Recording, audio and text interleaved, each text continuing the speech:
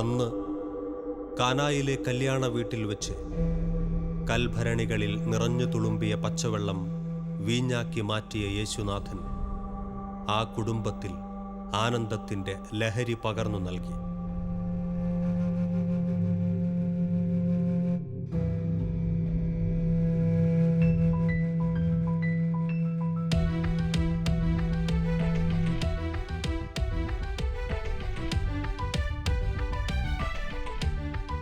ഇന്ന് ലോകത്തിൻ്റെ ലഹരി തേടി ജീവിത വ്യഗ്രതയോടെ അലയുന്ന വ്യക്തിജീവിതങ്ങളും കുടുംബങ്ങളും അവരുടെ ഹൃദയത്തിൽ സ്വർഗത്തിൻ്റെ ലഹരി നിറയ്ക്കാൻ ദൈവവചനം നിറഞ്ഞു തുളുമ്പി നിൽക്കുന്ന കൽഭരണികളായി ചില അമൂല്യ ജീവിതങ്ങൾ. ഒരിക്കൽ ലോകത്തിൻ്റെ ലഹരി പകർന്നു നൽകിയിരുന്ന അവരുടെ ജീവിതങ്ങൾ ഇന്ന് യേശുവിൻ്റെ വചനം വിളമ്പുന്ന കൽഭരണികളായി മാറിയിരിക്കുന്നു.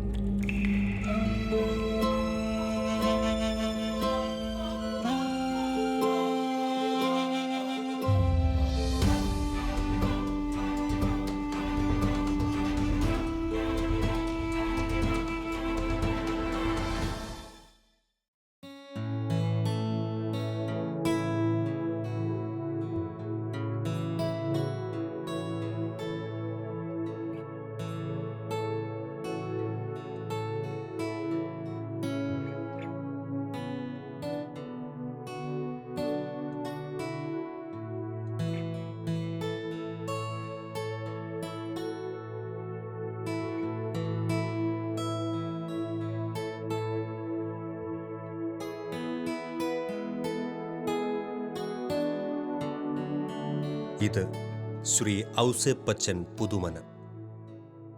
ദൈവസ്നേഹ തീക്ഷ്ണതയാൽ നിറഞ്ഞ് സുവിശേഷ പ്രഘോഷണവും പരസ്നേഹ പ്രവർത്തനങ്ങളും ജീവിതചര്യയാക്കി മാറ്റിയ ഒരു ക്രിസ്തു ശിഷ്യൻ.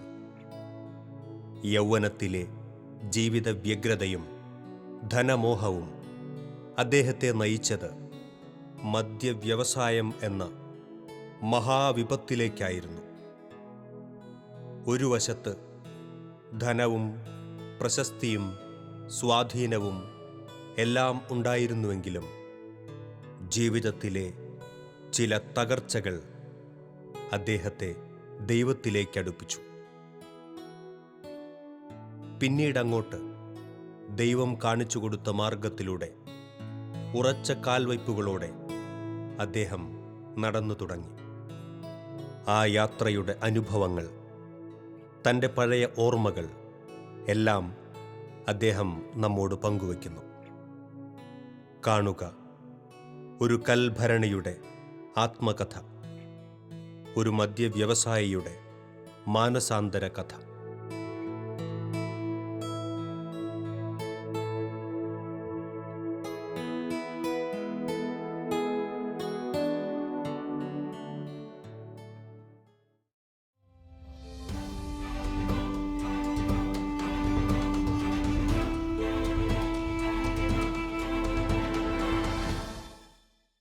എൻ്റെ പേര് ഔസേപ്പച്ചൻ, വീട്ടുപേര് പുതുമന, കൊട്ടുകാപ്പള്ളി കുടുംബാംഗമാണ്. ഞാൻ ജനിച്ചു വളർന്നത് കോതമംഗലം രൂപതയിൽ തലനാട് പള്ളി ഇടവകയിലാണ്. ഞാൻ എൻ്റെ ചെറുപ്പകാലമൊക്കെ തലനാട് സ്കൂളിലും കൊടയത്തൂർ ഗവൺമെൻറ് സ്കൂളിലും തൊടുപുഴ ന്യൂമാൻ കോളേജിലൊക്കെ ആയിട്ടാണ് ഞാൻ പഠിച്ചിരുന്നത്. പഠിച്ചിരുന്ന കാലത്ത് ആ കാലത്ത് തന്നെ എൻ്റെ ഉള്ളിൽ രാഷ്ട്രീയ ചിന്തകൾ വന്ന് പഠനകാര്യങ്ങളിൽ വേണ്ടത്ര ശ്രദ്ധിക്കാൻ സാധിച്ചില്ല. പെട്ടെന്ന് നേതാവാകാം, കോളേജ് ചെയർമാനാകാം എന്നൊക്കെയുള്ള ദുഷ്ടവിചാരങ്ങൾ എൻ്റെ ഉള്ളിൽ വന്നപ്പോൾ പഠനകാര്യങ്ങളിൽ ഞാൻ താല്പര്യം കുറയുകയും മറ്റ് ലോകകാര്യങ്ങൾ താല്പര്യം കൂടുകയും ചെയ്തു. എൻ്റെ വീട്ടിൽ എൻ്റെ ചാച്ചൻ ഒരു റിട്ടയർഡ് ഡോക്ടറാണ്, അമ്മച്ചി വീട്ടമ്മയാണ്, ഞങ്ങൾ 12 മക്കളുമാണ്. ഞാൻ ആണെങ്കിൽ 4-മനാണ്. ബാക്കി സഹോദരങ്ങളെല്ലാം പഠിച്ചു, അവർ പഠിക്കാൻ വേണ്ടി ശ്രമിച്ചു. അവർ ദൈവത്തിന് 1-ാം സ്ഥാനം കൊടുത്തു, മിടുക്കരായി, ഡോക്ടേഴ്സ്, എൻജിനീയേഴ്സ് എല്ലാം പോസ്റ്റ് ഗ്രാജുവേറ്റ്സ് വരെയായി. അങ്ങനെ ഈ സമയത്താണ് എന്നെ കൃഷിക്കായിട്ട് മലബാറിൽ കാസർഗോഡ് ജില്ലയിലെ കാഞ്ഞങ്ങാട് എന്ന സ്ഥലത്ത് വെള്ളരിക്കുണ്ടെന്ന പ്രദേശത്ത് കുറേ സ്ഥലം വാങ്ങി എൻ്റെ മാതാപിതാക്കൾ കൃഷിക്കായിട്ട് അവിടെ എന്നെ നിയോഗിച്ചു. കൃഷിയിൽ ഞാൻ വിദഗ്ധനായിരുന്നു, നല്ലവണ്ണം കൃഷി ചെയ്തു. എങ്കിൽ പോലും വേണ്ടത്ര ഒരു പുരോഗതി എൻ്റെ ജീവിതത്തിൽ അന്ന് കാണാൻ സാധിച്ചില്ല. എൻ്റെ സഹോദരങ്ങളാകട്ടെ പഠിച്ച് മിടുക്കരായവർ വളരെയധികം ഉന്നതിയിലേക്കും വളർച്ചയിലേക്കും നല്ല ജീവിത രീതിയിലേക്കും കടന്നു വന്നു. ആ കാലത്ത് എനിക്ക് അവരോടൊക്കെ ചെറിയ അസൂയ തോന്നി തുടങ്ങി. കാരണം പഠിക്കേണ്ട കാലത്ത് പഠിച്ചുമില്ല, പഠിച്ച് മിടുക്കരായവരോട് അസൂയ തോന്നുക എന്നുള്ള ഒരു ഒരു ഒരു പ്രതിഭാസമായിരുന്നത്. അങ്ങനെ ഇരുന്നപ്പോൾ എൻ്റെ മനസ്സിൽ ചില ചിന്തകൾ കാട് കയറി. എങ്ങനെയും പണം ഉണ്ടാക്കണം, എങ്ങനെയും അടിച്ചു പൊളിക്കണം. അതിനായിട്ട് ഞാനിങ്ങനെ പല പല ബിസിനസ്സുകൾ ആലോചിച്ചു. ആദ്യമേ തന്നെ ഞാൻ കാസർഗോഡ് ജില്ലയിൽ കാഞ്ഞങ്ങാട് എന്ന സ്ഥലത്ത് ഒരു ചെരുപ്പിൻ്റെ റീറ്റെയിൽ ഹോൾസെയിൽ കടയാണ് തുടങ്ങിയത്. അതും അഭിവൃദ്ധി പോരാ എന്ന് മനസ്സിലാക്കിയ ഞാൻ വീണ്ടും മറ്റ് ചില കുറുക്കുവഴികൾ തേടി പണം ഉണ്ടാക്കാനുള്ള വിദ്യകൾ ആരംഭിച്ചു. അതിനുവേണ്ടിയുള്ള ചിന്തകളായി. അങ്ങനെ ഇരിക്കുമ്പോഴാണ് ഞാൻ കാസർഗോഡ് ജില്ലയിൽ കാസർഗോഡ് ബസ് സ്റ്റാൻഡിന് സമീപത്ത് ഒരു 20 സെൻറ്റ് സ്ഥലം വാങ്ങി എന്തെങ്കിലും ബിസിനസ് തുടങ്ങണമെന്ന് ഞാൻ ആഗ്രഹിച്ചത്. അങ്ങനെ കാസർഗോഡ് ജില്ലയിൽ കാഞ്ഞങ്ങാട് ഞാൻ താമസിക്കുമ്പോഴായിരുന്നു എൻ്റെ വിവാഹം. എൻ്റെ ഭാര്യ വീട് നമ്പ്യാപറമ്പിൽ എന്നാണ് വീട്ടുപേര്. അവർ മലബാറിൽ ആലക്കോടിനടുത്ത് ദേവറോം ഇടവകയായിരുന്നു. നമ്പ്യാപറമ്പിൽ ജോർജ് ചേട്ടൻ്റെ മകളെ സാലി ആണ് എൻ്റെ ഭാര്യ. ഞങ്ങൾക്ക് 3 മക്കളാണ്. അതിൽ മൂത്ത മകൻ 2014 ഡിസംബർ 15-ാം തീയതി മരിച്ച് സ്വർഗത്തിലേക്ക് പോയി. രണ്ടാമത്തെ മകൾ കല്യാണം കഴിഞ്ഞു, 4 മക്കളുണ്ട്. അവൾ ഓസ്ട്രേലിയയിലാണ്. ഇളയ മകൻ ജോർജ് എന്നോടൊപ്പം ഇവിടെ തന്നെ ഉണ്ട്, തൊടുപുഴയുണ്ട്, ബിസിനസ് നടത്തുന്നു. അങ്ങനെ ഞാൻ ആ കാലഘട്ടങ്ങളിൽ ഞാൻ ഓർക്കുകയാണ്, പെട്ടെന്ന് പണം ഉണ്ടാക്കാമെന്നുള്ള എൻ്റെ ധാരണ. പെട്ടെന്ന് കുറുക്കുവഴികൾ തേടിയുള്ള എൻ്റെ പോക്ക് പോയി എത്തിയത് ഞാൻ മദ്യവ്യവസായത്തിലായിരുന്നു. മദ്യവ്യവസായികളെ പറ്റി പഠിക്കുമ്പോൾ അവർക്കെല്ലാം നല്ല കാറ്, നല്ല പണം, നല്ല ആഡംബര ജീവിതം, നല്ല സമൂഹത്തിൽ പിടിപാട്, ഇതെല്ലാം കണ്ടോ ഞാനും ആകർഷനായി. അങ്ങനെ ഞാൻ 1985 മുതൽ 90 വരെയുള്ള എൻ്റെ കാസർഗോഡ് ജീവിതം മദ്യവ്യവസായത്തിൻ്റെ ജീവിതമായിരുന്നു. അങ്ങനെ മദ്യവ്യവസായമായിട്ട് മുന്നോട്ട് പോകുന്ന കാലഘട്ടത്തിലാണ് എനിക്കത് തോന്നി, ചാരായ ഷാപ്പ് ബിസിനസ് മാത്രം പോരാ, വിദേശ മദ്യം കൂടെ വിൽക്കണം, അതിന് ബാർ ഹോട്ടൽ തുടങ്ങണം. അതിനുവേണ്ടി കാസർഗോഡ് ബസ് സ്റ്റാൻഡിന് സമീപത്ത് 20 സെൻറ്റ് സ്ഥലം വാങ്ങി. ആ സ്ഥലത്ത് 1986 ബിൽഡിംഗ് കെട്ടാൻ തുടങ്ങി. ഒരു 2 സ്റ്റാർ ബാറിനുള്ള ബിൽഡിംഗ് കൺസ്ട്രക്ട് ചെയ്തു. അതിനുശേഷം അവിടെ ഞാനൊരു ബാർ ലൈസൻസ് അപ്ലൈ ചെയ്തു. അങ്ങനെ ആ ബാർ ലൈസൻസ് അപ്ലൈ ചെയ്ത സമയത്ത് ഉണ്ടായ ചില പ്രശ്നങ്ങൾ ഞാൻ ഓർക്കുകയാണ്. ബാറിൻ്റെ ലൈസൻസിന് വേണ്ടി അപ്ലൈ ചെയ്ത സമയത്ത് അവിടെ ചില കുറുക്കുവഴികൾ തേടിയാണ് ഞാൻ ആ ലൈസൻസ് നേടിയെടുത്തത്. ഞാൻ ഓർക്കുകയാണ്, തലശ്ശേരി രൂപത വകയായ ഒരു ചർച്ച് പള്ളി ആ കാസർഗോഡ് പണിയാൻ വേണ്ടി പിതാവ് ആഗ്രഹിച്ചു. അതിനുവേണ്ടി സ്ഥലം അന്വേഷിക്കുന്ന സമയത്ത് ബഹുമാനപ്പെട്ട ചാലച്ചൻ അവിടെ സ്ഥലത്തിന് വേണ്ടി അന്വേഷിച്ച് കണ്ടുപിടിച്ചത് എൻ്റെ ഈ ബാറിൻ്റെ ചേർന്നൊരു കെട്ടിടം വാടകയ്ക്ക് എടുക്കുക എന്നുള്ളതായിരുന്നു. അച്ഛൻ അങ്ങനെ ഒരു പള്ളിക്ക് വേണ്ടി ഒരു കെട്ടിടം വാടകയ്ക്ക് എടുത്താൽ സ്വാഭാവികമായും എനിക്ക് ബാർ ലൈസൻസ് കിട്ടാത്ത അവസ്ഥ വരും.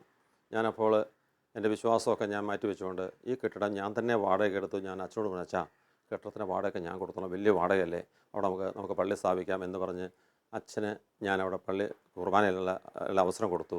പക്ഷേ എങ്കിലും ആ അത് പള്ളിയായിരുന്നില്ല, എൻ്റെ സ്വന്തം കെട്ടിടം എന്നുള്ള പേരിൽ പോയതുകൊണ്ട് ലൈസൻസിന് തടസ്സം വന്നിരുന്നില്ല. ആ സമയത്ത് ബഹുമാനപ്പെട്ട വള്ളോപ്പള്ളി പിതാവ് പള്ളി വെഞ്ചരിപ്പിനായിട്ട് വന്ന സമയം ആ പള്ളി അവിടെ പെർമനൻ്റ് ഒരു സ്ഥലം വാങ്ങി അവിടെ പെട്ടെന്നൊരു കെട്ടിടം കെട്ടാൻ തുടങ്ങി. ആ കെട്ടിടം വന്നാൽ എൻ്റെ ബാർ ലൈസൻസ് കിട്ടില്ലല്ലോ എന്ന് വിചാരിച്ച് മദ്യവ്യവസായത്തിൻ്റെ കേരളത്തിലെ ഏറ്റവും വലിയ എതിരാളിയായിരുന്ന മദ്യവ്യവസായികളെ ഏറ്റവും കൂടുതൽ ബന്ധിപ്പിക്കാൻ ആഗ്രഹിക്കുന്ന ആ വള്ളോപ്പള്ളി പിതാവിനോട് ഞാനന്ന് പറഞ്ഞ കാര്യം ഞാൻ ഓർക്കുകയാണ്, പിതാവേ ചതിക്കരുതേ, ഈ പള്ളി പെട്ടെന്ന് വന്നാൽ എനിക്ക് ബാർ ലൈസൻസ് ലഭിക്കില്ല, അതുകൊണ്ട് ബാർ ലൈസൻസ് ലഭിച്ചില്ലെങ്കിൽ എനിക്കിത് വലിയ നഷ്ടത്തിലേക്ക് പോകും. അപ്പോൾ ആ വന്യവയോധികനായ പിതാവ് വിശുദ്ധനായ പിതാവിനോട് പറഞ്ഞു, യോസേപ്പച്ച ഹോട്ടലും ലോഡ്ജും മാത്രം പോരെ. ഞാൻ പറഞ്ഞു, പിതാവേ ഹോട്ടലും ലോഡ്ജ് നടത്തിയാൽ മാത്രം മതിയാവില്ല, ഞാൻ വലിയ പണം ലോൺ എടുത്താണ് നടത്തുന്നത്, അതുകൊണ്ട് ബാർ വ്യവസായം മദ്യവ്യവസായം നടത്താൻ എനിക്ക് സാധിച്ചെങ്കിൽ മാത്രമേ ഇത് മുന്നോട്ട് പോകൂ എന്ന് പറഞ്ഞപ്പോൾ ഈ പിതാവ് കണ്ണുകളടച്ച് ഒരു 2 മിനിറ്റ് കണ്ണുകളടച്ച് ആലോചിച്ചു. ഞാൻ ഓർത്ത് ആലോചിക്കുകയാണ്, അല്ല അത് പിതാവ് വന്നത് പ്രാർത്ഥിക്കുകയായിരുന്നു ഇന്നാണ് എനിക്ക് മനസ്സിലാകുന്നത്. എൻ്റെ ഈ ആവശ്യങ്ങൾ പിതാവ് എത്ര പറഞ്ഞിട്ടും ഞാൻ ഈ ബാർ നടത്തുന്നുള്ള ആവശ്യം മുന്നോട്ട് വെച്ചപ്പോൾ എൻ്റെ ഈ ആഗ്രഹം മുഴുവൻ പിതാവായ ദൈവത്തിൻ്റെ പക്കലേക്ക് സമർപ്പിച്ച് ആ പിതാവ് പ്രാർത്ഥിച്ചു. 2 വർഷത്തിനുള്ളിൽ തന്നെ ഞാൻ ഈ ബാർ അടയ്ക്കേണ്ടി വന്നു. അങ്ങനെ ഞാൻ മുന്നോട്ട് പോകുന്ന സമയത്താണ് ഈ ലൈസൻസിൻ്റെ തടസ്സങ്ങളെല്ലാം മാറ്റി കാവേരി എന്നുള്ള പേരിൽ ബാർ ലൈസൻസ് എടുത്തത്. കാവേരി എന്നുള്ള പേരിടാൻ തന്നെ കാരണം ആ നാട്ടിലെ ഭൂരിപക്ഷ ജനത, ഹൈന്ദവ ജനത ആ നല്ല മനുഷ്യരുടെ പണം തട്ടിയെടുക്കാനാണ്. കാവേരി നദി എന്ന് വിളിച്ചാൽ ഹൈന്ദവരുടെ ഒരു പുണ്യനദിയാണ്. ആ പുണ്യനദിയിൽ കുളിച്ചാൽ അവർ സ്വർഗ്ഗത്ത് പോകുമെന്നാണ് പ്രതീക്ഷിക്കുന്നത്. പക്ഷേ കാവേരിയിൽ എൻ്റെ ബാറിൽ കയറി ഇറങ്ങിയാലോ, നാമമാത്ര വിശ്വാസിയായിരുന്ന ഇതൊന്നും എനിക്ക് പ്രശ്നമല്ല, എങ്ങനെയും പണമുണ്ടാക്കണം, എങ്ങനെയും അടിച്ചു പൊളിക്കണം, ഈ ഒരു ഓർമ്മയോടെ ചിന്തയോടെ ഞാൻ ബാറുമായിട്ട് മുന്നോട്ട് പോയി. ആ സമയത്താണ് എന്നെ സ്നേഹിക്കുന്ന മാതാപിതാക്കൾ, ബന്ധുക്കൾ എന്നെ നിന്ന് പിന്തിരിപ്പിക്കാൻ വേണ്ടി നിരന്തരമായി ശ്രമിക്കാൻ തുടങ്ങി, നിരന്തരമായി ഫോൺ വിളിക്കാൻ തുടങ്ങി. അപ്പോൾ ഞാനിങ്ങനെ പറയും, ഗവൺമെൻറ്റല്ലേ ബാർ ലൈസൻസ് തരുന്നത്, ഗവൺമെൻറ്റല്ലേ ബ്രാൻഡ് തരുന്നത്, ഞാൻ കൊടുത്തില്ലേ മറ്റൊരു വ്യക്തി കൊടുക്കില്ലേ, ഞാനെന്ത് തെറ്റ് ചെയ്തു, ഞാനത് ആ ബാർ അടച്ചാൽ പോലും അവിടെയുള്ളവരാരും മദ്യപാനം നിർത്തില്ല എന്ന് പറഞ്ഞ് ഞാൻ അവരെ പിന്തിരിപ്പിച്ചു. ആ കാലഘട്ടങ്ങളിൽ ഞാൻ പള്ളിയിൽ പോവും പ്രാർത്ഥിക്കുകയും ഒക്കെ ചെയ്യുമെങ്കിലും എനിക്ക് വേണ്ട വിധത്തിലൊരു ആത്മീയ ബോധ്യം അന്ന് എൻ്റെ മനസ്സിലുണ്ടായിരുന്നില്ല. എൻ്റെ ഇച്ചാച്ചൻ ഒരു റിട്ടയർഡ് ഡോക്ടറാണെന്ന് ഞാൻ പറഞ്ഞു. ആ ഇച്ചാച്ചന് നല്ല പ്രാർത്ഥിക്കുന്ന ആയിരുന്നു എന്ന് പറഞ്ഞാൽ ആ ഡോക്ടറായ ഇച്ചാച്ചൻ 51-ാമത്തെ വയസ്സിൽ തൻ്റെ ജോലി രാജിവെച്ചു. കാരണം കൈക്കൂലി മേടിക്കാതെ മുന്നോട്ട് പോകാൻ പറ്റുന്നില്ല. കൈക്കൂലി മേടിച്ചാൽ സ്വർഗം നഷ്ടപ്പെടും എന്നുള്ള ബോധ്യത്തിൽ ഇച്ചാൻ തൻ്റെ ജോലി രാജിവെച്ച് മക്കളോടെല്ലാം പറഞ്ഞു, ആരും ഗവൺമെൻറ്റിൻ്റെ ജോലിക്ക് പോകണ്ട, സ്വന്തമായിട്ട് എന്തെങ്കിലും ജോലിയോ ബിസിനസ്സോ തുടങ്ങിക്കോളാനാണ് ഇച്ചാൻ ഞങ്ങളെ ഉപദേശിച്ചത്. എൻ്റെ അമ്മച്ചിയാണെങ്കിൽ നല്ലോണം പ്രാർത്ഥിക്കുന്ന അമ്മച്ചിയായിരുന്നു. ഞങ്ങളുടെ 12 മക്കളിൽ എല്ലാവരും ഞാനൊഴിച്ച് എല്ലാവരും നല്ല പ്രാർത്ഥിക്കുന്നവരായിരുന്നു. പ്രാർത്ഥിച്ചവരെല്ലാം പ്രാർത്ഥിച്ച് പഠിച്ച് മിടുക്കരായി. അവരിൽ 3 പേര് ഡോക്ടേഴ്സ്, 3 പേര് എഞ്ചിനീയേഴ്സ്. എൻ്റെ ഒരു മൂത്ത പെങ്ങൾ CMC കോൺവെൻറ്റിലെ സിസ്റ്ററാണ്. ആ ചേച്ചി നല്ലോണം പ്രാർത്ഥിക്കുന്ന ചേച്ചിയായിരുന്നു. ആ കാലവേളയിൽ എൻ്റെ പള്ളിപ്പോക്കും പ്രാർത്ഥനയൊക്കെ ഒരു നാമമാത്ര വിശ്വാസത്തിൻ്റെ പേരിലായിരുന്നു. ഈശോ എന്തിനായിട്ടാണ് ഈ ഭൂമിയിലേക്ക് വന്നതെന്നോ, യേശു എന്തിനു വേണ്ടി കുരിശിൽ മരിച്ചെന്നോ, യേശു ഇനിയും നമ്മളെ കൂട്ടിക്കൊണ്ടുവരാൻ വീണ്ടും വരുമെന്നോ ആ ഉൾക്കാഴ്ചയൊന്നും എൻ്റെ ജീവിതത്തിൽ ഉണ്ടായിരുന്നില്ല. ഒരു വിശ്വാസിയാണോ എന്ന് ചോദിച്ചാൽ അതെ. എന്താ വിശ്വാസം എന്ന് ചോദിച്ചാൽ യാതൊരു അറിവില്ലാത്ത ഒരു നാമമാത്ര ക്രിസ്ത്യാനി മാത്രം. ആ കാലവേളയിലാണ് എൻ്റെ അമ്മ 1989 ജനുവരി മാസത്തിൽ ഒരു ധ്യാനം കൂടി ദൈവത്തിൻ്റെ അരുവിയുടെ പ്രവർത്തനം ഉണ്ടായ അമ്മച്ചി ചിന്തിച്ചു, ദൈവമേ, ഞാൻ 12 മക്കളെ വളർത്തി, എല്ലാവർക്കും നല്ല വിദ്യാഭ്യാസം കൊടുത്തു, എല്ലാവരും നല്ല പണക്കാരായി, എല്ലാവർക്കും നല്ല വീടുണ്ട്, അങ്ങനെയൊക്കെ ഉണ്ടെങ്കിൽ പോലും എൻ്റെ മക്കൾക്ക് ഞാൻ വേണ്ടത്ര വിശ്വാസം കൊടുത്തില്ലല്ലോ, സ്വർഗത്തിന് പ്രത്യാശ കൊടുത്തില്ലല്ലോ എന്ന് എൻ്റെ അമ്മച്ചിക്കൊരു ദുഃഖമുണ്ടായി. എൻ്റെ അമ്മച്ചി എൻ്റെ തലനാട് പള്ളി ഇടവേളയിലുള്ള നല്ല പ്രാർത്ഥിക്കുന്ന കുറേ ആൾക്കാരെ വിളിച്ചു കൂട്ടി അവർ പ്രാർത്ഥിക്കാൻ തുടങ്ങി. അവർ ഒരുമിച്ച് എൻ്റെ കാഞ്ഞിരപ്പള്ളിയുള്ള പെങ്ങൾ റോസമ്മ, എൻ്റെ മൂത്ത സിസ്റ്റർ കോൺവെൻറ്റ് സിസ്റ്റർ സിയന്ന, ഇവർ CMC സിസ്റ്റർ, ഇവരെല്ലാം ഒത്തൊരുമിച്ച് പ്രാർത്ഥിക്കാൻ തുടങ്ങി. അമ്മച്ചി അന്ന് പറഞ്ഞ കാര്യം അവരോട് വിളിച്ചു കൂട്ടി അവരോട് പറഞ്ഞ കാര്യം അടുത്ത കാലത്താണ് ഞാൻ അറിഞ്ഞത്. അമ്മച്ചി ഇങ്ങനെ പറഞ്ഞു, എനിക്ക് 12 മക്കളല്ലേ ഉള്ളത്, അതിൽ 4-മന് വേണ്ടി നിങ്ങൾ പ്രാർത്ഥിക്കണം. അപ്പോൾ അവർ ചോദിച്ചു, 4-മൻ എന്താ കുഴപ്പം, അവനിലെ നല്ല മിടുക്കൻ, അവനിലെ കാസർഗോഡ് വലിയ ബിസിനസ് നടത്തുന്നത്, അവനിലെ കഴിഞ്ഞ ആഴ്ചയിൽ ഇവിടെ വന്ന് അമ്മച്ചിക്ക് സമ്മാനം മേടിച്ചത്. അല്ല, അവന് വേണ്ടി പ്രാർത്ഥിക്കണം, അവനെന്നൊരു ധൂർത്തപുത്രനാണ്, അവൻ പന്നിയെ മേയ്ക്കാൻ കാസർഗോഡ് പോയിരിക്കുക, അവൻ പന്നിക്കൂടിലാണ് കിടക്കുന്നത്, അവൻ ബാർഹോൺ നടത്തുക, മദ്യവ്യവസായം നടത്തുക, എത്രയായിരം മനുഷ്യരെയാണ് മദ്യം കൊടുത്ത് നശിപ്പിക്കുന്നത്. അവൻ്റെ മാനസാന്തരത്തിന് വേണ്ടി ജപമാല ചൊല്ലി പ്രാർത്ഥിക്കാൻ അമ്മച്ചി ആഹ്വാനം ചെയ്തു. അവരൊത്തൊരുമിച്ച് പ്രാർത്ഥിക്കാൻ തുടങ്ങി. ആ കാലവേളയിൽ എന്നെ സ്നേഹിക്കുന്ന എൻ്റെ ദൈവം, എൻ്റെ മാനസാന്തരം ആഗ്രഹിക്കുന്ന ദൈവം, എന്നെ വിശുദ്ധീകരണം ആഗ്രഹിക്കുന്ന ദൈവം എൻ്റെ ജീവിതത്തിൽ ചില തകർച്ചകൾ ഒന്നിനു പുറകെ ഒന്നായിട്ട് അയക്കാൻ തുടങ്ങി. ചില തകർച്ചകളൊക്കെ വരുമ്പോൾ ഒരു സ്മോളും 2 സ്മോളും ഞാൻ കഴിച്ചിട്ട് തകർച്ച നീക്കാൻ ഞാൻ ശ്രമിച്ചെങ്കിലും സാധിച്ചില്ല, പിടിച്ചിരിക്കാൻ സാധിച്ചില്ല. ഞാൻ ആ പാടെ അസ്വസ്ഥനായ സമയത്ത് കാഞ്ഞിരപ്പള്ളിയിലുള്ള എൻ്റെ പെങ്ങൾ റോസമ്മ, ഇളയ പെങ്ങളാണ്, പുൽപ്പേൽ കല്യാണം കഴിച്ചിരിക്കുന്നു.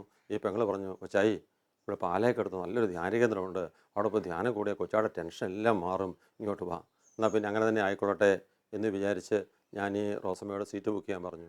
ആ ധ്യാനവേളയിൽ പ്രിയപ്പെട്ടവരെ ആ ധ്യാനം കൂടാൻ പോയി. കോട്ടയത്തെടുത്ത് പാലായിക്കടുത്ത് എലുവാലി എന്ന സ്ഥലത്ത് ബഹുമാനപ്പെട്ട മഞ്ഞാക്കളച്ചൻ്റെ ധ്യാനമായിരുന്നത്. ആ ധ്യാനത്തിൻ്റെ ആദ്യ ദിവസം ഞാൻ കേൾക്കുന്ന ക്ലാസ് ദൈവം സ്നേഹമാണ് എന്നതായിരുന്നു. ബഹുമാനപ്പെട്ട ജെയിംസ് മഞ്ഞാക്കച്ചൻ അതിശക്തമായി അവിടെ പ്രഘോഷിക്കുകയായിരുന്നു. നമ്മളെത്ര പാപികളെങ്കിലും ദൈവത്തെ അറിയാതെ, ദൈവത്തിൻ്റെ വചനമറിയാതെ തിന്മയിൽ ജീവിക്കുന്നെങ്കിൽ പോലും ദൈവം നമ്മെ സ്നേഹിക്കുന്നു. എൻ്റെ കഴിഞ്ഞകാല ജീവിതത്തിൽ ഞാൻ ദൈവത്തെ അറിയാതെ, വചനമറിയാതെ, പാപത്തിലും മദ്യത്തിലും ജീവിച്ചിരുന്ന കാലഘട്ടത്തിൽ പോലും ദൈവം എന്നെ സ്നേഹിക്കുന്നുണ്ടായിരുന്നു എന്ന ചില ചിന്തകൾ എൻ്റെ ജീവിതത്തിലേക്ക് ദൈവം തന്നു. ആ ചിന്തയിലൊന്ന് ഞാൻ നിങ്ങളോടുമായി പങ്കുവെക്കുകയാണ്. പ്രിയപ്പെട്ടവരെ, ഞാനൊരിക്കൽ കാസർഗോഡ് നിന്ന് മൈസൂറിലേക്കുള്ള യാത്രയിൽ, ഒരു ബസ് യാത്രയിൽ, മൈസൂറിനോട് ഒരു 50 കിലോമീറ്റർ ബസ് എടുത്ത സമയത്ത് പെട്ടെന്ന് ഞാനൊരു ദൈവത്തിൻ്റെ ഒരു അരുളപ്പാട് കേൾക്കുകയാണ്. ബസ് ഇപ്പോൾ ആക്സിഡൻ്റ് ആകും, സീറ്റിൽ നിന്ന് മാറിയിരിക്കുക. ഞാൻ ബസ്സിൽ നോക്കി, മലയാളം അറിയാവുന്ന ആരും ബസ്സിലില്ല. ഇതാരാണ് പറയുന്നത് എനിക്ക് ആദ്യം തിരിഞ്ഞില്ല. എങ്കിലും ഇതെന്തോ ഒരു ദൈവസ്വരമാണെന്നുള്ള ബോധ്യത്തിൽ വലതുഭാഗത്ത് ഡ്രൈവറുടെ 4 സീറ്റ് ബാക്കിൽ നിന്ന് ഞാൻ ഇടത് ബസ്സിലേക്ക് മാറിയിരുന്നു. 10-12 പേരെ ബസ്സിലാകെയുള്ളൂ. 5 സെക്കൻഡ് കഴിഞ്ഞില്ല, പെട്ടെന്ന് മുന്നേ നിന്ന് വന്നൊരു ലോറി ഞാൻ ആദ്യം ഇരുന്ന സീറ്റ് ഇട്ടിച്ച് തറക്കുകയായിരുന്നു. ഞാൻ അവിടെ അന്ന് മാറിയിരുന്നില്ലായിരുന്നെങ്കിൽ ഇപ്പോൾ ഞാനൊരു പക്ഷേ ഇവിടെ ജീവിച്ചിരിക്കില്ല. എതിർവശത്തിരുന്ന് ഞാൻ എൻ്റെ തല പോയി അടുത്ത സീറ്റിലിടിച്ചു. തലയും തിരുമ്മി ഞാൻ അടുത്ത ബസ്സിൽ യാത്രയായി മൈസൂറിലേക്ക്. അന്ന് ആ ധ്യാനവേളയിൽ ആ വൈദ്യം പ്രത്യേകം പറഞ്ഞു, നിങ്ങൾ ഓരോരുത്തരും ചിന്തിച്ച്, നിങ്ങളുടെ കഴിഞ്ഞകാല ജീവിതത്തിൽ നിങ്ങൾ ദൈവത്തെ അറിയാതെയും പ്രാർത്ഥിക്കാതെയും നന്ദി പറയാതെയും ജീവിച്ച കാലഘട്ടത്തിൽ പോലും നിങ്ങൾക്ക് സംഭവിക്കാമായിരുന്ന അപകടങ്ങൾ, ആപത്തുകൾ, തകർച്ചകൾ എന്നൊക്കെ ദൈവം നിങ്ങളെ ഉള്ളം കയ്യിൽ കാത്തു പരിപാലിച്ചിട്ടുണ്ട്. തലമുടി 4 ഇഴ പൊഴിയുന്ന പോലും ഞാൻ അറിയും. ഞാൻ അപ്പോൾ ഈ പഴയ കാര്യങ്ങളെല്ലാം ഓർത്തു. എൻ്റെ ജീവിതത്തിൽ നിരവധിയായ അപകടങ്ങളിൽ നിന്ന്, ആപത്തുകളിൽ നിന്ന്, തകർച്ചകളിൽ നിന്ന് എൻ്റെ അമ്മയ്ക്കോ എൻ്റെ ഭാര്യയ്ക്കോ പോലും എന്നെ രക്ഷപ്പെടുത്താൻ പറ്റാത്ത നിരവധി അവസരങ്ങളിൽ എൻ്റെ ദൈവം എന്നോട് കരുണ കാണിച്ച ഒരു വ്യക്തിയിലൂടെ, ഒരു സംഭവത്തിലൂടെ, ഒരു ഇടപെടലിലൂടെ പോലും ദൈവം എന്നെ ആ അപകട സമയങ്ങളിൽ നിന്ന് എന്നെ രക്ഷപ്പെടുത്തിയ നിമിഷങ്ങൾ ഓർത്ത് ഞാൻ ദൈവത്തിന് നന്ദി പറഞ്ഞു. ഞാൻ ദൈവത്തെ അറിയാതിരുന്നിട്ടും ദൈവം എന്നെ വ്യക്തിപരമായി സ്നേഹിക്കുന്നല്ലോ എന്നുള്ള ആ ചിന്ത എന്നെ ഭരിച്ചു. വളരെയധികം ഞാൻ അസ്വസ്ഥനായി. ദൈവത്തിൻ്റെ വലിയ സ്നേഹം ഞാൻ ആസ്വദിച്ചറിഞ്ഞ് ഞാൻ കരഞ്ഞുപോയി. പിറ്റേ ദിവസം പാപത്തിൻ്റെ ക്ലാസ്സാണ്. ആ പാപത്തിൻ്റെ ക്ലാസ് കേട്ടപ്പോൾ അതെല്ലാം എനിക്ക് വേണ്ടി തന്നെയാണ് പ്രസംഗിക്കുന്നത് എനിക്ക് തോന്നിപ്പോയി. കാരണം ഇത്രയധികം എന്നെ സ്നേഹിക്കുന്ന, ഞാൻ ആവശ്യപ്പെടാതെ, ഞാൻ പ്രാർത്ഥിക്കാതെ, അശുദ്ധി ജീവിത കാലഘട്ടത്തിൽ പോലും എന്നെ സ്നേഹിക്കുന്ന ദൈവത്തെ ആണല്ലോ ഞാൻ പാപം ചെയ്ത് വേദനിപ്പിച്ചത്. ദൈവത്തിൻ്റെ കൽപ്പനകളാണല്ലോ ഞാൻ ലംഘിച്ചത്. ഈ ഓർമ്മകളെല്ലാം എന്നെ ഭരിച്ചപ്പോൾ ഒരു നല്ല കുമ്പസാരത്തിനുള്ള അവസരമാണ് എനിക്ക് ലഭിച്ചത്. കരഞ്ഞുകൊണ്ട് കുമ്പസാരിക്കാൻ സാധിച്ചു. ഒരു അരമണിക്കൂർ സമയം കുമ്പസാരിക്കാൻ സാധിച്ചു. ആ കുമ്പസാരം കഴിഞ്ഞപ്പോൾ 1000 കിലോ ഭാരം എൻ്റെ തലയിൽ നിന്ന് വിട്ടുപോയ അവസ്ഥ. അത് നിങ്ങൾക്ക് ആർക്കും അറിയാൻ പറ്റുന്നില്ല, കാണാൻ പറ്റുന്നെങ്കിൽ പോലും നിങ്ങൾക്കറിയാവുന്ന കാണാവുന്ന ഒന്നുണ്ട്. അന്ന് 36 വയസ്സെനിക്ക്. അന്ന് എൻ്റെ തലമുടിയിൽ പലതും നിരച്ചിരിക്കുകയായിരുന്നു. ഇന്ന് 60 വയസ്സ് കഴിഞ്ഞു. അതേ തലമുടി ഇപ്പോൾ കറുത്തിരിക്കുന്നു. പ്രിയപ്പെട്ടവരെ, എന്താണ് അതിന് കാരണം? നിങ്ങൾക്ക് പലപ്പോഴും സംശയം തോന്നാം. ഞാനൊന്നേ പറയാനുള്ളൂ. ദൈവം നമ്മെ സൃഷ്ടിച്ചു. നമ്മളെങ്ങനെ ജീവിക്കണമെന്ന് ദൈവം കൽപ്പനകൾ നൽകി. അത് ദൈവം തന്ന ആ കൽപ്പനകളെ നിരസിച്ചുകൊണ്ട് സ്വന്തം ഇഷ്ടപ്രകാരം ദൈവത്തെ മറന്ന് പണത്തിന് വേണ്ടി ഈ ലോക അംഗീകാരത്തിന് വേണ്ടി നെട്ടോട്ട് ഓടിയപ്പോൾ ഞാൻ തന്നെ പഞ്ചറായി പോയി. ഞാനന്നൊരു ഡയബറ്റിക് രോഗിയാണ്. എൻ്റെ സൗന്ദര്യവും എൻ്റെ ആരോഗ്യവും എൻ്റെ സമാധാനവും എല്ലാം ദുഷ്ടൻ്റെ കെണിയിലും ചതിയിലും പെട്ട് ഞാൻ നശിപ്പിക്കുകയായിരുന്നു. പ്രിയപ്പെട്ടവരെ, അതങ്ങനെയെങ്കിൽ ആ ധ്യാനത്തിൻ്റെ 2-ാം ദിവസം ഞാൻ വളരെ സന്തോഷത്തോടെ ഇരിക്കുമ്പോഴാണ് ബഹുമാനപ്പെട്ട ജെയിംസ് മഞ്ഞാക്കലച്ചൻ അന്ന് രാത്രിയിൽ ഒരു 8 മണി സമയത്ത് എന്നെ കൗൺസിലിങ്ങിനായിട്ട് വിളിക്കുക. ഞാൻ ഓർക്കേണ്ട ദൈവം, ഒരു കൗൺസിലിംഗ് കഴിഞ്ഞാൽ നാളെ തന്നെ കാസർഗോഡേക്ക് പോകാമല്ലോ. അപ്പോഴും മദ്യവ്യവസായ ഒരു പാപമാണെന്ന് ഞാൻ ബോധ്യപ്പെട്ടിട്ടില്ല. തെറ്റാന്ന് എനിക്ക് മനസ്സിലായിട്ടില്ല. ഞാൻ അങ്ങനെ അച്ഛൻ്റെ അടുത്തേക്ക് ഓടിച്ചൊന്ന് നല്ലൊരു കൗൺസിലിങ്ങിന് വേണ്ടി. എന്തിനാണ് ധ്യാനിക്കാൻ വന്നത് എന്ന് അച്ഛനോട് ചോദിച്ചു. ഞാൻ വളരെ ആവേശത്തോടെ വളരെ വ്യക്തമായി എൻ്റെ ജീവിതത്തിലെ 3 വലിയ തകർച്ചകൾ ഒന്നൊന്നായി നിരത്തി വെച്ചു. ഇതെല്ലാം കേട്ട അച്ഛനോട് പറയുക, ഇത്രയേ ഉള്ളോ, ഇതൊക്കെ നിസ്സാര കാര്യങ്ങളാണല്ലോ എന്ന്. ഞാൻ പറഞ്ഞു, അച്ഛാ, കാസർഗോഡ് ജില്ലയിൽ കിടന്ന് ഞാൻ, സമയമില്ലാത്ത ഞാൻ, സമയമുണ്ടാക്കി ധ്യാനിക്കാൻ വന്നിട്ട് ഇത്രയേ ഉള്ളൂ എന്നാണോ ചോദിക്കുന്നത്? ഇത് തന്നെ വലിയ പ്രശ്നമാണെന്നല്ലേ അച്ഛൻ പറയേണ്ടത്? അസപ്പച്ച, ഇതെനിക്ക് നിസ്സാരമാണെന്നല്ല പറഞ്ഞത്, ദൈവത്തിനത് നിസ്സാരമാണെന്നാണ് ഞാൻ പറഞ്ഞത്. അച്ഛാ, അതെനിക്കറിയാം, ദൈവത്തിനെല്ലാം നിസ്സാരമാണെന്ന് എനിക്കറിയാം അച്ഛാ. ഞാനൊരു ദൈവവിശ്വാസിയാണെന്ന് പറഞ്ഞപ്പോൾ അച്ഛന് എന്നോട് പറഞ്ഞു, അസപ്പച്ചന് തെറ്റിപ്പോയി. ദൈവത്തിനങ്ങനെ എല്ലാം നിസ്സാരമല്ല. ദൈവത്തിനങ്ങനെ എല്ലാം നിസ്സാരമായിരുന്നെങ്കിൽ ദൈവം സ്വന്തം മകനെ യേശുക്രിസ്തുവിനെ ഈ ഭൂമിയിലേക്ക് അയക്കേണ്ടി വരില്ലായിരുന്നു. ഒരു ക്രൂശിത രൂപം ചൂണ്ടിക്കാണിച്ച് പറയുകയാണ്, ഇതുപോലെ പിടഞ്ഞു മരിക്കാൻ അനുവദിക്കേണ്ടിയില്ലായിരുന്നു. ഔസേപ്പച്ചൻ്റെ എൻ്റെയും ലോകത്തുള്ള ജാതി മതഭേദമന്യേ എല്ലാവരുടെയും ഈ 650 കോടി ജനങ്ങളുടെയും ആത്മരക്ഷയാണ്, നിത്യജീവനാണ് ദൈവത്തിന് ഏറ്റവും പ്രധാനപ്പെട്ട കാര്യം. പ്രിയപ്പെട്ടവരെ, അന്ന് വരെ എൻ്റെ ജീവിതം അറിയാത്തൊരു വലിയ തിരിച്ചറിവ് ദൈവത്തിൻ്റെ പരിശുദ്ധാത്മാവ് എനിക്ക് തരികയായിരുന്നു. ഇങ്ങനെ ഒരു ആത്മാവുണ്ടെന്നോ ആത്മരക്ഷയുണ്ടെന്നോ മരണാനന്തര ജീവിതമുണ്ടെന്നോ ഒന്നും ഞാൻ അന്ന് വരെ ചിന്തിച്ചിരുന്നില്ല. വേദപാഠം പഠിച്ചു ഒരു നാമമാത്ര ക്രിസ്ത്യാനായി ഞായറാഴ്ച ക്രിസ്ത്യാനായി ജീവിച്ചിരുന്ന ഞാൻ ഈ ലോകത്തിൽ അടിച്ചു പൊളിക്കുക, ഇവിടെ തന്നെ സ്വർഗം, ഇതന്നെ ജീവിതം എന്ന് മാത്രമേ ചിന്തിച്ചിരുന്നുള്ളൂ. അച്ഛൻ പറഞ്ഞ വാക്കുകൾ വീണ്ടും എന്നെ സ്പർശിച്ചു. ഈ ലോകത്തുള്ള ജാതിമത ഭേദമന്യേ ഓരോ വ്യക്തികളെ ആത്മരക്ഷ ദൈവത്തിന് ഏറ്റവും പ്രധാനപ്പെട്ട കാര്യമാണ്. ദൈവം തൻ്റെ മകനെ യേശുവിനെ ഈ ഭൂമിയിലേക്ക് അയക്കുമ്പോൾ ഇവിടെ ഔസേപ്പച്ചനോ അല്ലെങ്കിൽ വിശ്വാസമോ ക്രിസ്ത്യാനോ ഒന്നുമില്ല. ദൈവം തൻ്റെ മകനെ ഈ ഭൂമിയിലേക്ക് അയച്ചതും യേശു പ്രസംഗിച്ചതും യേശു കുരിശിൽ പടഞ്ഞു മരിച്ചതും ലോകത്തുള്ള ജാതിമത ഭേദമന്യേ എല്ലാവർക്കും വേണ്ടിയാണ് എന്ന് അച്ഛൻ വീണ്ടും എന്നെ ഓർപ്പിച്ചു. ആ ഒരു വലിയ തിരിച്ചറിവ്, ദൈവം എന്തിനായിട്ടാണ് യേശുവിനെ അയച്ചതെന്ന്, യേശു ആർക്ക് വേണ്ടിയാണ് മരിച്ചതെന്ന്, യേശുവിൻ്റെ ആഗ്രഹം എന്തെന്നെല്ലാം തിരിച്ചറിഞ്ഞ് ഞാൻ വലിയ സന്തോഷത്തോടെ ഇരുന്ന സമയത്ത് അച്ഛനോട് ചോദിച്ചു, ഔസേപ്പച്ചൻ എന്താ ജോലി? വളരെ ഭാരപ്പെടുത്തുന്ന ചോദ്യമായിരുന്നത്. കാരണം ഒരു വൈദികന്, പ്രത്യേകിച്ച് ഒരു കരിസ്മാറ്റിക് വൈദികന് മദ്യവ്യവസായം ഉണ്ട് എന്ന് പറഞ്ഞാൽ ഇഷ്ടപ്പെടില്ല എന്നറിയാവുന്ന ഞാൻ എന്ത് പറയേണ്ടു എന്ന് വിചാരിച്ച് കഷ്ടപ്പെടുമ്പോൾ പിശാച് പറഞ്ഞു, ഞാൻ പറഞ്ഞ പോലെ പറഞ്ഞോളാൻ പറഞ്ഞു. ഞാൻ അങ്ങനെ തന്നെ പറഞ്ഞു, അച്ഛാ, കാസർഗോഡ് ഒരു ഹോട്ടലും ലോഡ്ജും നടത്തുന്നു. അച്ഛനത് കണ്ണടച്ച് പ്രാർത്ഥിച്ചുകൊണ്ടിരിക്കുക. ദർശനമുള്ള അച്ഛനാണ്. അച്ഛൻ ഭാഷാപരത്ത് പ്രാർത്ഥിച്ചുകൊണ്ട് എന്നോട് വീണ്ടും ചോദിക്കുക, മറ്റെന്തെങ്കിലും ജോലിയുണ്ടോ? അപ്പോൾ കാവേരി ബാറ്, ചാരായ ഷാപ്പ് എന്നൊക്കെ അച്ഛന് ദർശനം കിട്ടി കാണുമല്ലോ എന്ന് വിചാരിച്ച് ഞാൻ ഇങ്ങനെ പറഞ്ഞു, പതുക്കെ പറഞ്ഞു, ഒരു ചെറിയ ബാർ എൻ്റെ അടുത്തുണ്ട്. അച്ഛൻ ചോദിച്ചു, ചെറിയ ബാർ എന്ന് പറഞ്ഞാൽ വല്ല കൂൾ ബാറ് മറ്റുമാണോ? ഞാൻ പറഞ്ഞു, അല്ല അച്ഛാ, ബ്രാൻഡിയും ബിസ്കിയും ബിയറും വിൽക്കുന്ന ബാറ്. അച്ഛന് കാവേരി അല്ലെങ്കിൽ ബാറ് മദ്യവ്യവസായമൊക്കെ ദർശനം കിട്ടി. അച്ഛന് ഞാനിത് നുണ പറഞ്ഞാൽ പറ്റില്ലോ എന്ന് വിചാരിച്ച് ഞാൻ സത്യം പറഞ്ഞു. അപ്പം അച്ഛൻ പെട്ടെന്ന് ചാടി എഴുന്നേറ്റ് ഒരു ബൈബിളുമായിട്ട് എൻ്റെ തലയിലോട്ട് കൈവച്ച് പ്രാർത്ഥിക്കാൻ തുടങ്ങി. ദൈവമേ, ദൈവത്തിൻ്റെ പുത്ര യേശു ക്രിസ്തുവേ, പരിശുദ്ധാത്മാവ് ദൈവമേ, ഈ മകന് മാനസാന്തരം കൊടുക്കണമേ. യേശുവേ, നീ കുരിശിൽ പിടഞ്ഞ് മരിച്ചത് ഈ മകനിൻ്റെ ആത്മരക്ഷയ്ക്ക് വേണ്ടി കൂടിയാണല്ലോ. എൻ്റെ തലയെ കൈവച്ച് അച്ഛൻ കുറേ സമയം സ്തുതിച്ചു പ്രാർത്ഥിച്ചു. ബൈബിൾ തുറന്നു. പ്രിയപ്പെട്ടവരെ, ബൈബിളിലെ ഒരു വചനം എന്നെ അച്ഛൻ എനിക്ക് വേണ്ടി പ്രാർത്ഥിച്ച് കിട്ടിയ വചനം ഞാൻ ഇന്ന് ഓർക്കുകയാണ്. മർക്കോസ് 9:42. ഈ ചെറിയ ഒരുവന് പാപത്തിൻ്റെ പ്രേരണ നൽകുന്നവനാരോ അവന് കൂടുതൽ നല്ലത് കഴുത്തിലൊരു വലിയ തിരികല്ല് കെട്ടി കടലിൽ ചാടുന്നതാണ്. ബൈബിൾ ഇത്രമാത്രം വലിയ ശിക്ഷ, ഇത്രമാത്രം പേര് വേറെ ഒരു തെറ്റ് ഇല്ല എന്ന് അച്ഛൻ എന്നെ പറഞ്ഞ് ബോധ്യപ്പെടുത്തുകയായിരുന്നു. യോസേപ്പച്ച, ആ ബാറിൽ ആ മദ്യവ്യവസായം നടത്തുമ്പോൾ എത്രമാത്രം പേര് കുട്ടിച്ച് നശിക്കുന്നു, നാശത്തിലേക്ക് പോകുന്നു. ഈശോയുടെ ആഗ്രഹ ഘടകവിരുദ്ധമല്ലേ മദ്യവ്യവസായം? തൻ്റെ രക്തം നൽകി നമ്മെ സ്നേഹിച്ചെങ്കിൽ ഔസേപ്പച്ച മദ്യം കൊടുത്താണോ സ്നേഹിക്കുന്നത്? ആ ഒരു വലിയ പാപമാണ്, തിന്മയാണെന്ന് അച്ഛൻ എന്നെ പറഞ്ഞ് പ്രേരിപ്പിക്കുകയാണ്, പറയാൻ സമ്മതിക്കുകയാണ്, പാപബോധം തരാൻ ആഗ്രഹിക്കുകയാണ്. പക്ഷേ എനിക്ക് പാപബോധം വന്നു, സംഗതി തെറ്റാന്ന് എനിക്ക് മനസ്സിലായി. പക്ഷേ അന്ന് ബാറടയ്ക്കാൻ സാധ്യമല്ല. കോടികളുടെ വരുമാനം പ്രതീക്ഷിക്കുന്ന ബാറ് തുടങ്ങിയിട്ട് 2 വർഷമേ ആയുള്ളൂ. ഈ ലോകത്തിൻ്റെ വലിയ അംഗീകാരം നേടിത്തരുന്ന ബാറ് ഇത് അടച്ചുപൂട്ടാൻ പറഞ്ഞാൽ ഈ ലോകം തരുന്ന അംഗീകാരം, കോടികളുടെ വരുമാനം ഇതെല്ലാം നഷ്ടപ്പെടും. തന്നെയുമല്ല, ഈ ബാർ ഹോട്ടലിന് വേണ്ടി വലിയൊരു തുക ഞാൻ ലോൺ എടുത്തിട്ടുണ്ട്. ഇത് മടക്കിയടയ്ക്കാൻ സാധ്യമല്ല. ഈ ലോകത്തിൻ്റെ അംഗീകാരം നഷ്ടപ്പെടും. ഇതെല്ലാം ബോധ്യപ്പെട്ട ഞാൻ അച്ഛനോട് പറഞ്ഞു, അച്ഛാ, ഗവൺമെൻറ് അല്ലേ ബാർ ലൈസൻസ് തരുന്നത്, ഗവൺമെൻറ് അല്ലേ ബ്രാൻഡ് തരുന്നത്, ഞാൻ കൂട്ടത്തിലെ മറ്റൊരു വ്യക്തി കൊടുക്കില്ലേ? ഞാൻ ബാറടച്ചാൽ അവിടെ കുടിക്കൊണ്ടോ കുടിക്കാതിരിക്കുമോ?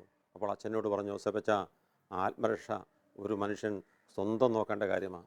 മറ്റവൻ മദ്യപിക്കില്ലോ എന്നുള്ളതല്ല. മദ്യം കൊടുത്ത ഔസേപ്പച്ചൻ മറ്റുള്ളവരെ നശിപ്പിക്കുമ്പോൾ കഴുത്തിൽ കല്ല് കെട്ടി കടലിൽ ചാടേണ്ടത് ഔസേപ്പച്ചനാണ്, കുടിക്കുന്നവനല്ല. നമ്മൾ പാപം ചെയ്യുന്നേക്കാൾ വലിയ പാപമാണ് പാപത്തിലേക്ക് പ്രേരണ നൽകുന്നത്. മദ്യം കുടിക്കുന്നേക്കാൾ വലിയ പാപമാണ് മദ്യം ഒഴിച്ചു കൊടുക്കുന്നത്. ഈ കാര്യങ്ങളെല്ലാം അച്ഛൻ പറഞ്ഞ് എന്നെ സ്ഥിരീകരിക്കാൻ നോക്കിയപ്പോൾ ഞാൻ പറഞ്ഞു, അച്ഛാ, ഇത് കാസർഗോഡല്ല അച്ഛാ, അവിടെ കുടിക്കുന്ന നമ്മുടെ ആൾക്കാർ ആരുമല്ല അച്ഛാ, മറ്റ് മതസ്ഥരല്ല അച്ഛാ എന്ന് പറയുമ്പോൾ അച്ഛൻ പെട്ടെന്ന് ചാടി എഴുന്നേറ്റു. നീ എന്താ പറഞ്ഞത്? ദൈവത്തിൻ്റെ മക്കളാണ് ഹൈന്ദവനും മുസൽമാനും മറ്റെല്ലാ മതസ്ഥരും മനുഷ്യരും. അവരെ ആരെയും കൊല്ലാൻ നിനക്ക് അധികാരമില്ല. യേശു മരിച്ച് അവർക്കെല്ലാം വേണ്ടി കൂടിയാണ്, അവർക്കും വേണ്ടി കൂടിയാണ്. അവർ യേശുവിനെ അറിയുന്നില്ലെന്ന് മാത്രമേ ഉള്ളൂ. അതുകൊണ്ട് ഒരിക്കലും അങ്ങനെ പറയരുത്.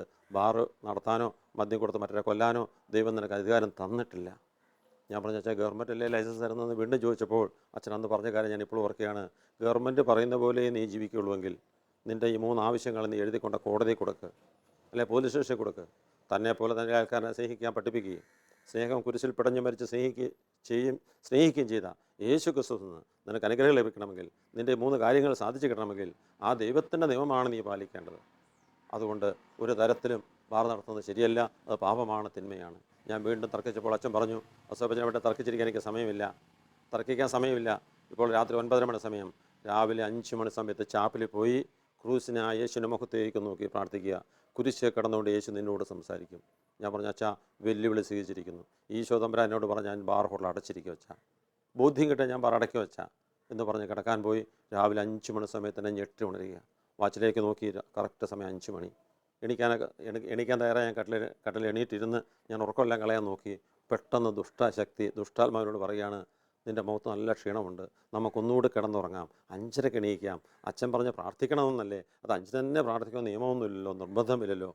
പിശാചിൻ്റെ ഉപദേശം കേട്ട് ഞാൻ ആ ഡിസംബർ മാസത്തിൽ തണുപ്പുള്ള രാത്രിയിൽ കിടന്നുറങ്ങി. 6 മണിക്ക് അവിടെ ബെല്ലടിക്കുന്നത് കേട്ട് ചാടി എഴുന്നേൽക്കുക. ആ ബെല്ലടിക്കുന്ന സമയത്ത് ഞാൻ പെട്ടെന്ന് ചാടി എഴുന്നേറ്റ് വാച്ചിലേക്ക് നോക്കുമ്പോൾ എൻ്റെ വാച്ച് 5 മണി കഴിഞ്ഞൊരു സെക്കൻഡ് പോലും ഓടിയിട്ടില്ല. നിശ്ചലമായിരിക്കുന്നു. മർക്കോസ് 1:15 സമയം പൂർത്തിയായി, സ്വർഗരാജ്യം സമീപിച്ചിരിക്കുന്നു, അനുദപിച്ച് സുവിശേഷത്തിൽ വിശ്വസിക്കുമെന്നുള്ള വചനം എൻ്റെ മനസ്സിൽ പതിക്കുക. വീണ്ടും ഞാൻ ആ സമയത്ത് പെട്ടെന്ന് എൻ്റെ വാച്ച് നിന്ന് പോയല്ലോ. വാച്ച് എന്ന് പറയുമ്പോൾ സാധാരണ ഇതുപോലത്തെ വാച്ചല്ല, 10,000 രൂപ വിലയുള്ള അന്ന് ഒരു പുതിയ റാഡോ വാച്ച് 5 മണിക്ക് നിശ്ചലമായിരിക്കുന്നു. ഞാൻ ബാത്റൂമിലേക്കെല്ലാം പോയ സമയത്ത് ഞാൻ വീണ്ടും എൻ്റെ മനസ്സിങ്ങനെ പറയുകയാണ്, സാവൂൾ, നീ എന്തിനെന്നെ പീഡിപ്പിക്കുന്നു? ഇരുമ്പാണിമേൽ തൊഴിക്കുന്നത് നിനക്ക് അപകടകരമാണെന്നുള്ള വചനം എൻ്റെ മനസ്സിൽ ആരോ പറയുന്ന പോലെ തോന്നുകയാണ്. ഞാൻ ഇരുമ്പാണിമേലാണ് തൊഴിക്കുന്നത്. ഇരുമ്പാണിയെ തൊഴിച്ചാൽ നമുക്കറിയാം നമ്മുടെ കാലേ പോവുകയുള്ളൂ എന്ന് പറഞ്ഞാൽ ഞാൻ മദ്യം കൊടുത്ത് 10,000 നശിപ്പിക്കുന്നത് ദൈവത്തിന് ഏറ്റവും വേദനയുള്ള കാര്യമാണ് എന്നുള്ള കാര്യം എൻ്റെ മനസ്സിലേക്ക് ഓർമ്മ വന്നു. എൻ്റെ തർക്കമെല്ലാം മാറ്റിവെച്ചു. ഞാൻ ബാത്റൂമിൽ പോയി 5:15 തിരിച്ചു വന്നു. ഞാൻ വാച്ച് നോക്കുമ്പോൾ എൻ്റെ വാച്ചിൽ 5:15, എല്ലാവരുടെയും വാച്ചിൽ 6:15. എൻ്റെ വാച്ച് വീണ്ടും ഓടാൻ തുടങ്ങിയിരിക്കുന്നു. പ്രിയപ്പെട്ടവരെ, ആ സംഭവം ഞാൻ ഇന്നത്തെ പോലെ ഓർക്കുക. 1 മണിക്കൂർ തിരിച്ചു വെച്ച് 6:15 ആ സംഭവം ഞാൻ ഇന്നത്തെ പോലെ ഓർക്കുക.